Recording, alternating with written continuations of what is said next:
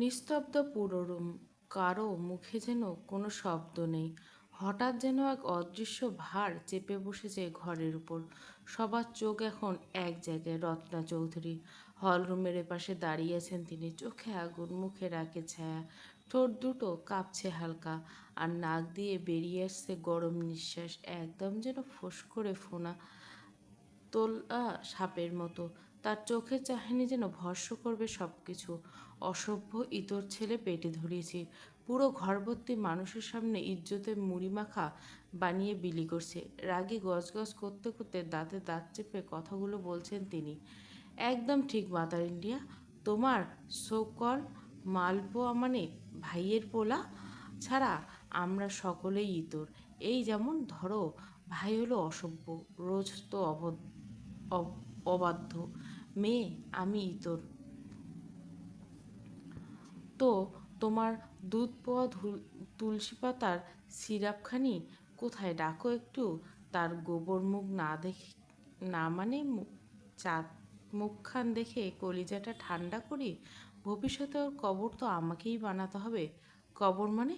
ও থুকু, ভুল হয়ে গেছে, কবর না, ওটা হবে কাপড়, মানে বিয়ের শেরওয়ানি আর কি। সকলে মুখ চেপে হাসছে। রায়হান চৌধুরী হাসতে হাসতে প্রায় কাশি উঠে গেছে। রিধিমা দ্রুত এগিয়ে গিয়ে পানি দেয়। বড্ড পেকেছে দেখছি। তা বাগব না, গাছ যেমন ফলও তো তেমনি হবে, তাই না ছোটো মা? একদম সঠিক ব্রো। নির্ণয়ের বলার কথা টোল টেনে উত্তর করে রিয়ার, মুখে খুশির ঝলক। পুরো হলরুম যেন কোনো সিনেমা চলছে, আর সকলে বসে মজা লুটছে। কাদা কত গলা রত্না চৌধুরী বললেন, বংশের বড় শয়তান যেদিকে যায় বাকিগুলো একই পথে হাঁটে, তা যেন নিজের চোখে দেখছি। কি দেখেছো আম্মু? আমার পোড়া কপাল। এমা, তোমার কপাল কিভাবে পড়ছে? মেডিসিন লাগিয়েছো? আল্লাহ, ডাক্তার দেখো, অ্যাম্বুলেন্স, হসপিটাল, কে কোথায় আছো? জলদি উড়ে এসে আমার মাকে আইসিইউতে ভর্তি করো, স্যাভলন দিয়ে ব্রেন পরিষ্কার করে আনো। ধুর। রিয়ানের বলা প্রতিটি কথা যেন সূচের মতো বিচ্ছে রত্না চৌধুরীর শরীরে। তিনি আর তর্কে না পেরে দ্রুত পায়ে গটগট করে সিঁড়ি বেয়ে উপরে চলে যান। রত্না চৌধুরী স্থান ত্যাগ করতে নিঃশ্বাস চেপে রাখা পুরো ঘরে হাসির রোল পড়ে যায়। এক একজন হাসতে হাসতে উল্টে পড়েছেন। কেউ সোফায় গড়াগড়ি খাচ্ছেন, কেউ পেছন ফিরে মুখ চাপা দিয়ে হাসছেন, আবার কেউ রীতিমতো চেয়ার ছেড়ে উঠে নিচে পড়ে গেছে। সকলের হাসিতে রিয়ান কিছুটা নাটকীয় ভঙ্গিতে বলতে থাকে, যা বাবা, কি করলাম এমন? আমি তো শুধু মায়ের জন্য আইসিইউ রেডি করতে বলেছিলাম আর কি। হঠাৎ কানে টান অনুভব করতে ব্যথায় কাঁপকে ওঠে রিয়ান। উল্টো ঘুরে হাতের মালিককে খুঁজতেই নজরে আসে নাজমা চৌধুরী। বড় মা লাগছে কিন্তু। আমি এখন বড় হয়েছি, ইয়ে মানে আমার একটা মান সলেমান আছে আর কি। তোর আবার মান সম্মান, খুব ফাজিল হয়ে গেছিস। মার পিছনে এভাবে কেউ লাগে শুনি? বড় বউ, আমার দাদু ভাই ব্যথা লাগছে তো, ছাড়ো তো বাচ্চা ছেলে। এই বয়সে মজা করবে না তো কবে করবে শুনি? রোশনা চৌধুরী আদুরি কোথায়? রিয়ানের কান ছেড়ে পাশে দাঁড়ায় নাজমা চৌধুরীর কানে ছাড়া পেতে নিজের হাত বুলাতে লাগে রিয়ান। এই না হলো আমার ডার্লিং, লাভ ইউ সুইটার, দূরে গিয়ে মর যা, খালি আমার বউয়ের উপর নজর। চলো তো গিন্নি, আমরা আর ঘরে গিয়ে বসি। রিয়ানের করা কর্মকাণ্ডে যেন জেলাস রায়হান চৌধুরী। অতি দ্রুত বউয়ের হাত ধরে হাঁটা ধরেন নিজের ঘরের দিকে। নাজমা চৌধুরী আর দাঁড়িয়ে না থেকে সিঁড়ি বেয়ে চলে যান নিজের ঘরে। এতক্ষণ একটু শান্তির দেখা পেলাম। সকলগুলো বিদায় হতে সোফায় গা হেলিয়ে হাফ ছাড়ে রোজা, যেন এতক্ষণ কেউ জোর করে মুখ টেপ পেঁচিয়ে দিয়েছিল। মাত্র মুখ খোলা পেয়েছে, শান্তিতে একটু কার্টুন দেখবে ভেবে যেই না টিভি রিমোট হাতে নেবে, ঠিক তখনই এক শান্ত এক কণ্ঠ থমকে যায় সে। কেউ যদি একটু কফি খাওয়াতো তাহলে হয়তো আমার শরীরের শক্তি পেতাম, আপাতত আমি ভীষণ দুর্বল। পুরো ঘর যেন থমকে গিয়েছে। সকলে গোল গোল আলুর মতো করে চোখ করে তাকিয়েছে নির্ণয়ের দিকে। তারা ভাবছে আসলেও কি শুনছে তারা। রোজা নিজেও যেন কোথায় হারিয়ে গেছে। তাতে মুষ্টিবদ্ধ রিমোট থমকানো, তবে দৃষ্টি নির্ণয়ের চোখে। What? I know I am handsome, তাই বলে সবাই চোখ দিয়ে গিলে খাবি বলে যুক্তি করছিস? মাত্র পানিতে চুমুক দিয়েছে রিয়ান। নির্ণয়ের বলা যেন পানি তার নাকে মুখে উঠে যায়। বেচারা কাঁচতে থাকে, ধ্যান ভাঙে সকলের। রিধিমা এগিয়ে গিয়ে মাথায় ফু দিতে থাকে রিয়ানের। রোজ নির্ণয় ডাকে। রিয়ানের থেকে চোখ সরিয়ে আবারও নির্ণয়ের দিকে তাকায় রোজা। চোখ দুটো কুঁচকে ফোঁস করে এক নিঃশ্বাস ছেড়ে উত্তর দেয়, কি অনলি 5 মিনিট? ছুটে গিয়ে দৌড়ে কফি বানিয়ে আনবে। আমি পারবো না। 3, 2, 1, ইউর টাইম স্টার্ট নাও। অ্যাঁ, পারবো না বলছি তো। Black coffee without sugar. ও ভাইজান। রোজার ডাকে চোরের মতো এদিক সেদিক তাকিয়ে থাকে রিয়ান, যেন সে এই দুনিয়াতে নেই। কি হচ্ছে, কেন হচ্ছে, কিছুই কানে আসে না। এদিকে রোজা কাঁদো কাঁদো ফেস করে মায়া হয়। রিধিমা এগিয়ে এসে বলছি কি ভাই, রোজ থাক, আমি বাকি কথা বলার আগে চোখ পাখায় নির্ণয়। মাঝপথে থেমে যায় রিধিমা। রোজা অসহায় ফেস বানিয়ে উঠে দাঁড়ায়। পা একজোড়া মেয়ে হেঁটে যায় কিচেনে। বেশ কিছু সময় পর কফি হাতে আবারও হলরুমে ফিরে আসে রোজা। সকলে যেন তার অপেক্ষায় ছিল। একটু একটু করে স্লো মোশনে হেঁটে হেঁটে নির্ণয়ের কাছে এসে দাঁড়ায়। হাতে থাকা ব্ল্যাক কালারের কফির কাপ এগিয়ে ধরে নির্ণয়ের সামনে। নিন ধরুন তো, কয় ফোঁটা বিষ মিশিয়ে এনেছিস আমাকে মেরে আমার সব সম্পত্তির মালিক হতে? ভড়কে যায় রোজা। আসলে সে কোথায় রয়েছে এটা দেখতে এদিক সেদিক তাকিয়ে নিজের অবস্থান পর্যবেক্ষণ করে। না, সে তো বাসায় আছে। তবে এটা কি শুনল? ঠিকই শুনেছে। কি নিশ্চিত হতে নির্ণয় এর দিকে তাকিয়ে থাকে। কয় ফোঁটা দিয়েছিস আমাকে মারতে? বিষ না হারপিক দিয়েছিস? 3 ফোঁটা। মরবেন না, একটু পেট জ্বলবে আর কি। কি এখন খাবেন নাকি ফেলে দিবেন? আগে একটু খেয়ে দে। কি? আরে কফি আগে তুই একটু খা। তোকে বিন্দু পরিমাণ বিশ্বাস নেই। কি দিতে কি দিয়েছিস? রাগে দুঃখে রোজার চোখে মুখে থুতু দিতে কাঁপতে ইচ্ছে করছে। দাঁত কিরমির করতে করতে চুমুক দেয় কফিতে। তবে মুখে নিতে চোখ দুটো অটোমেটিক বড় হয়ে গেল। কোনো মতে ঢোক গিলে চেঁচিয়ে উঠল, ইয়াতে তো! ছো মেরে রোজার হাত থেকে কফি কেড়ে নেয়। নির্ণয় যেন বেশি দেরি হলে তার ভাগ্যে এই কফি জুটবার নয়। এক চুমুকে শেষ করে পুরো কফি। সকলে যেন হা করে তাকিয়ে আছে নির্ণয়ের কর্মকাণ্ড। ভাই আস্তে খা, গলায় আটকে মরবি তো। আয়নের কথা ততক্ষণে কোনো উত্তর করে না নির্ণয়। পুরো কফি শেষ করে বলে ওঠে, অমৃত, এত মজার কফি আমি জীবনেও খাইনি। আমি ধন্য হলাম আপনার প্রশংসায় মহারাজা। এবার অনুমতি দিলে আমি আসি। তা যাই যাই করছিস কেন? ঘরে নিশ্চয়ই কেউ বসে আছে তোর জন্য। বিরক্তি হলেও এগিয়ে যায় রোজা। মুখে পুরোটাই ঝুলিয়ে দিয়েছে সে। জি বলুন। একটু ঘাড় ম্যাসাজ করে দে তো, ভীষণ ব্যথা। হ্যাঁ, খেতে দিলে শুতে চায়। রাগে কটমট করছে রোজা।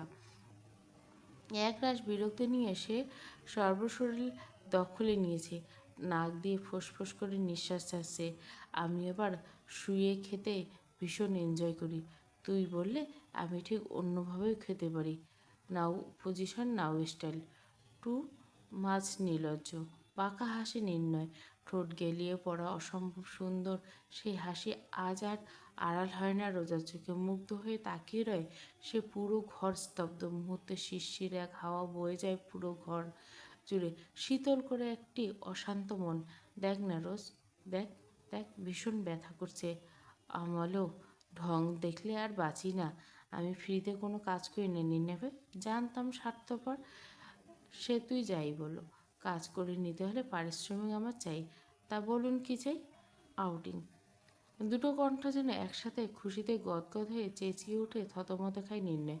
দ্বিধা মুখে হাত চেপে ধরে। নির্ণয় একবার দ্বিধা আর একবার রোজার দিকে তাকাচ্ছে। আর কি? হাজির বিরিয়ানি খাওয়াবেন শুধু, এইটুকু ব্যাস? হায়, আমাকে কে কী করে তোরা ফকিন্নি বানাবে? তুই চাইলে স্ট্রবেরি চকলেটও নিতে পারিস। I know you like strawberry. ইস কি রোমান্টিক! দিদার কথায় এত মনক্ষুণ্ণ হলো সকলে। এতক্ষণ পুরো নাটকগুলো যেন মনোযোগ দিয়ে দেখছে তারা। নির্কুঞ্জে আসার পর দূরে কোথাও তেমনভাবে বেড়ানো হয়নি তাদের। যাক, এবার প্ল্যান সাকসেস। আর কেউ রাজি না হলো, নয়তো স্ট্রবেরি চকলেট কেনার টাকা আমার কম ছিল না। আলে ওলে ওলে গুদু গুদু বাচ্চালে, খাসটি আমার চুইটচ্যাট করতে মনে করছে। চল তো যাকগে। আমারও তো 40 খাই না, বিশ্বাস কর। 40 পেট পুরে খাবো। মোজে কিনার টাকা নেই, আমি দেবো।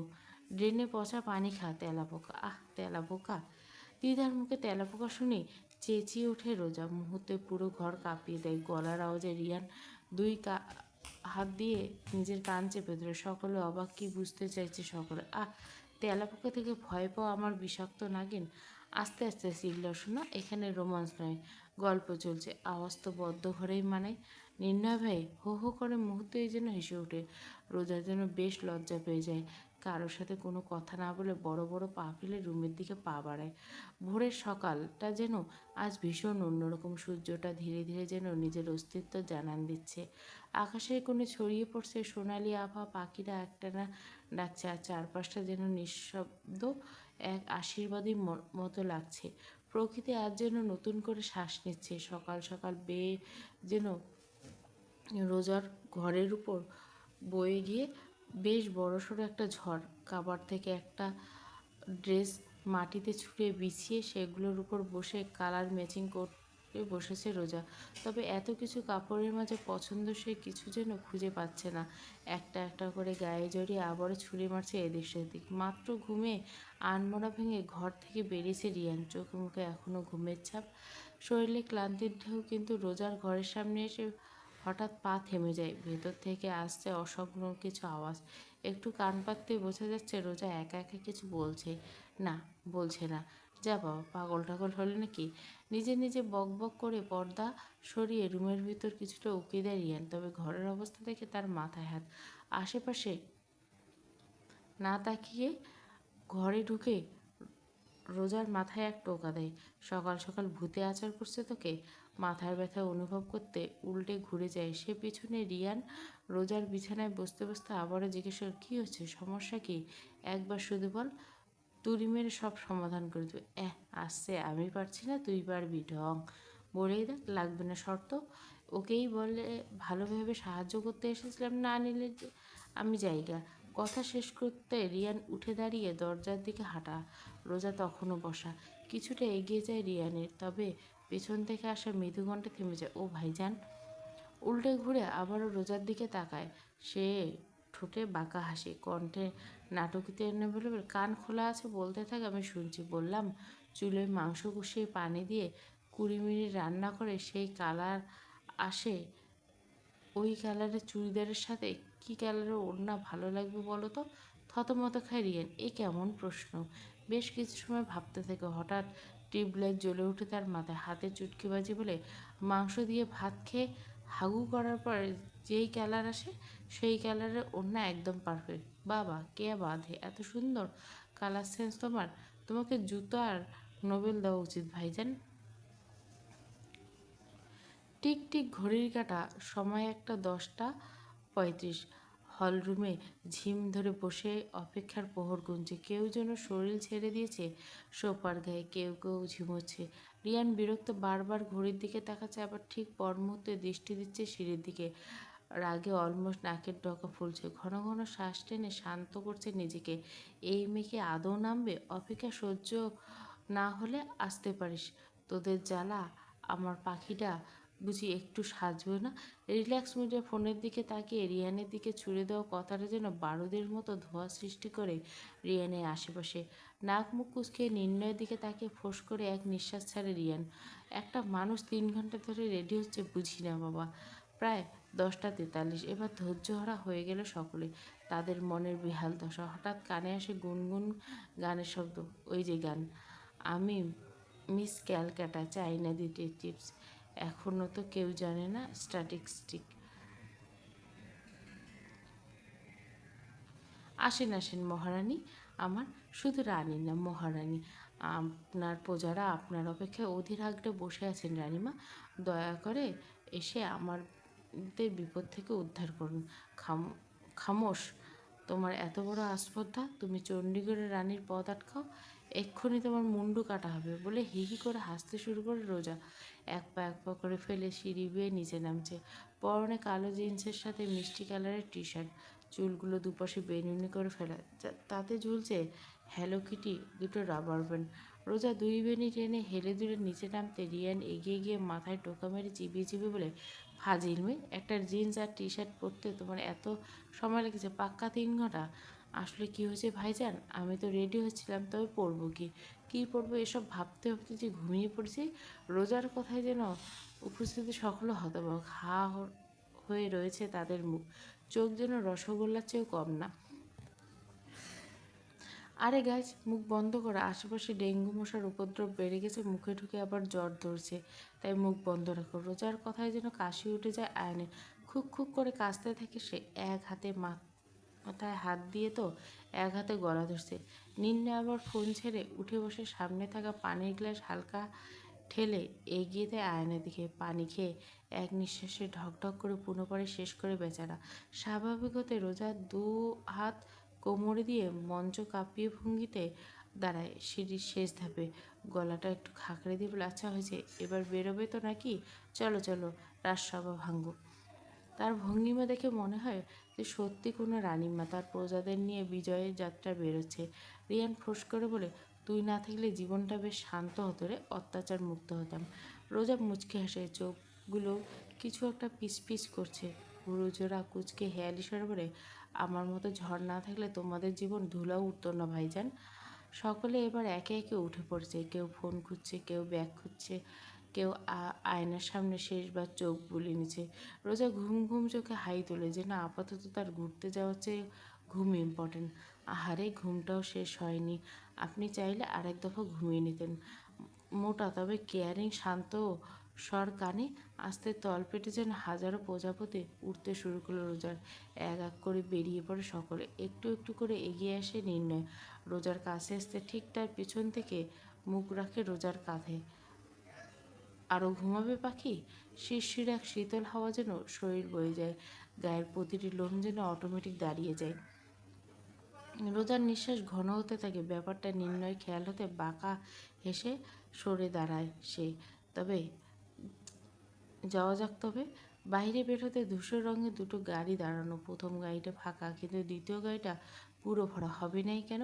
পুরো গ্যাং যেন বসেছে। সে রোজা দূর থেকে তাদের দিকে তাকিয়ে রকমারি ভাবনায় ভাবল। এদিকে রোজার ভাবনা ছেদ গুটিয়ে পাশ কাটিয়ে গাড়ির ড্রাইভিং সিটে গিয়ে বসলো নির্ণয়। হঠাৎ হর্নের শব্দ কানে আসতে ভাবনায় ভেদ পড়ল রোজার। সামনে খেয়াল হতে বুঝে নির্ণয় অপেক্ষা করছে তার জন্য। রোজা এগিয়ে গাড়ির কাছে যেতে দরজার লক ওপেন করে দেয় নির্ণয়। ধীরে এগিয়ে গিয়ে গাড়িতে চড়ে বসে রোজা। গাড়ির দরজা বন্ধ হতে এক অদ্ভুত নিস্তব্ধতা নেমে আসে ভিতরে। ধীরে গাড়ি চলতে শুরু করে। বাইরে পরিচিত রাস্তাগুলো পিছনে পড়ে যেতে থাকে, আর সামনে এগিয়ে চলে এক অজানা গন্তব্যের দিকে। রোজা একটু কুণ্ঠিতভাবে জানলার দিকে তাকিয়ে থাকে, চোখে অস্পষ্ট দুশ্চিন্তা। নির্ণয় ড্রাইভিংয়ে পুরো মনোযোগ দিল। মাঝে মাঝে এক চিলতে তাকায় রোজার দিকে। হালকা রোদের আলো এসে পড়েছে মেয়েটার গালের পাকে, চোখের পাতায়। নিঃসন্দ এই চেহারায় কোনো যুদ্ধ শুরু করা যায়, আর কোনো শান্তি খুঁজে পাওয়া যায়? মুহূর্তে মাথা জাগা সে। ধুর শালা, নিজেই নিজেকে একশত গালি ছুঁড়ে মারে, এক জোরে বাড়ি মারে মাথায়। নির্ণয় গাড়ি বেশ কিছু এগিয়ে গেল। এখনও স্টার্ট হয়নি দ্বিতীয় গাড়ি। তার কারণ হলো আজ নাকি দিদা গাড়ি চালাবে। এই কথাতেই যেন সকলের মাথা হ্যাত। আজ বুঝি জীবনের শেষ ঘোড়া ঘুরতে হবে ভাই। আয়নের বলা কথার টোনে টোল ধরে রিয়ানের। কণ্ঠে বিরক্তি, মুখে তার বহিঃপ্রকাশ খুব কম। শান্ত ভঙ্গিতে বলে, আমি তো ভাবছি এখনও বিয়ে হলো না, এখনই এই মাইয়ার কেমনে পটল তোলার টিকিট হাতে করে এনেছে ভাই। তোরা গেলে যা, আমি যাব না। তা তো নেমেচা বেঁধে রেখেছে কেউ? তিধার কণ্ঠে রাগ, মনে জেদ অটল। আজ যেন গাড়ি না চালিয়ে তার মন শান্ত হবার নেই। নিজের জেদের সাথে নো কম্প্রোমাইজ। আয়ান এবার মুখ চেপে হেসে ফেললো। দুজনের দিকে তাকিয়ে দুজনের মুখ ভঙ্গিমা দেখে আরও বেশি হাসতে লাগলো। তবে কোনো মতে সংযত করে বলতে লাগলো, ভাই, শুরু হয়েছে তোদের, আজ আর ঘোরা হবে না। তার চেয়ে চল বাসায় ঢুকে যাই। তাই চল। এই ড্রাইভিংটা রেস্টুরেন্ট থেকে অর্ডার করে আনা খাবার নয়, যে চাইলাম আর পেলাম, এটাই শিখতে হয়, অনুশীলন করতে হয়। রিয়ানের কথায় বিন্দু পরিমাণ পাত্তা দেয় না তৃষা। ড্রাইভিং সিটে বসে পড়ে, ঘাড় ঘুরিয়ে একবার তাকায় রিয়ান আর আয়ানের দিকে। যেতে চাইলে আসতে পারিস, নয়তো চললাম। কথাটা শেষ হতে গাড়ির ইঞ্জিন উঠল, শুরু হলো চাকার ঘর্ষণ। তিদা হাতে স্টিয়ারিং, মনের সাথে যুদ্ধ করে ভয়ে ভয়ে গাড়ি চড়ে বসে আয়ান। তবে রিয়ান এখনও দাঁড়ানো। সেদিকে খেয়া করতে কাঁপা কাঁপা করে আয়ান বলে, ভাই উপায় নেই, জলদি উঠে আয়, নীর অনেকটা এগিয়ে গেছে। দ্বিধা একবার তাকায় রিয়ানে দেখে, ঠোঁট বাঁকিয়ে বলে, বেল ঠিক মতো বেঁধে নেওয়ার আহ্বান জানালাম। আজকে রাইড মিস করলে আফসোস করি। মনের ভিতর থেকে এক দীর্ঘশ্বাস বেরিয়ে এসে রিয়ানের উফ বলে নিঃশ্বাস ছাড়ে। সামনের সিটে বসে সে। ঠিক তখনই এক টানে স্টিয়ারিং ঘোরা দ্বিধা গাড়ি আচমকা ঝাঁকি খেয়ে সামনে চলে। পেছনের সিটে বসা আয়ান প্রায় হেঁচকি তুলে বলে, হে আল্লাহ রক্ষা করো। দ্বিধা কিছু না বলে ঠোঁট শক্ত করে সামনে তাকিয়ে থেকে।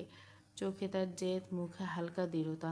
রিয়ান জানলার বাইরে তাকায়। কিছু সময় নিস্তব্ধতা ভেঙে এবার পূর্বে বলে, ভাই সকলে দোয়া পড়ো, আজ নিশ্চয় বড় ঝড় আসবে। বেরিয়ে গেছে দুটো গাড়ি, একটু একটু আগেই, আরও খানিকটা দেরিতে, তবুও শেষমেশ রওনা হয়েছে দুটোই। দোতলা ঘরে জানলার ফাঁক দিয়ে দাঁড়িয়ে কেউ একজন এই দৃশ্য দেখেছিল। নজর যেন বাজ পাখির মতো গাড়ি দুটোর উপর সীমাবদ্ধ।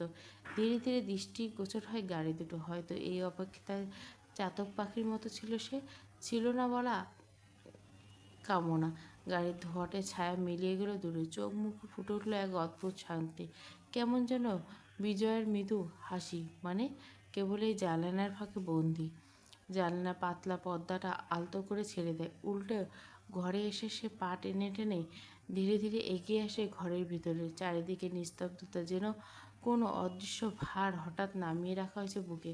বিছানার পাশে এসে ধপ করে বসে পড়ে। নরম তুলতুলে বিছানায় ছুড়ে দেয় নিজের শরীর।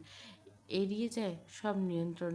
এ যেন অনেক দিনের জমে থাকা ক্লান্তির পর এক বিশ্রী প্রাপ্তি। হঠাৎ এক ঠোঁট গালিয়ে এক উচ্চ হাসির শব্দে যেন পুরো ঘর মাতিয়ে তোলে। ফাঁকা ঘরের প্রতিটি দেওয়ালে বাড়ি খায় সেই হাসি।